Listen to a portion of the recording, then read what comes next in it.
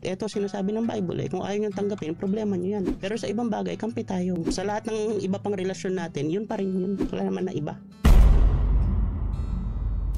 Importante yung mga relationships. Hindi porke magkaiba kayo ng sinasabi, i-discard ninyo yung mga pinagsamahan ninyo ng maraming taon.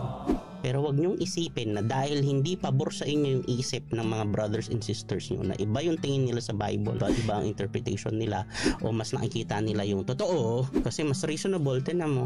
Hindi ibig sabihin galit sila sa'yo o ayaw kanila bilang tao. Hindi ho ganun yun. Lalo tayo nagpe-personalan. May sinasabi nga ako, bilang tao, halimbawa kaibigan, tropa kita, sasalo ko ng bala para sa'yo.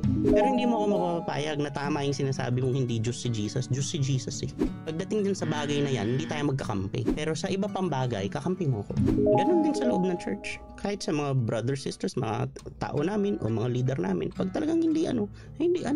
Pero sa iba pang relasyon natin, kakampi nyo ko. Pero pagdating dito sa bagay na to, eto sinasabi ng Bible kung ayaw nyo tanggapin, problema nyo yan. Pero sa ibang bagay, kampi tayo.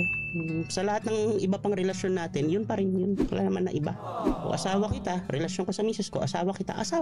Sa lahat ng bagay, asawa kita. Ngayon, kung hindi tayo magkasunduan sa Bible, hindi tayo magkakasundo dyan lang. Okay? So sasabihin ko sa'yo, hindi ako yung mananahimik na lang, bahala lang for the peace, hindi ho. Basta pag si Jesus na usapan, tatayo dyan, di pwedeng hindi si Jesus na yun. Huwag kayong matakot maging iba. Huwag kayong matakot sumalungat sa agos. Kumpara kay Jesus naman, huwag po kayong matakot.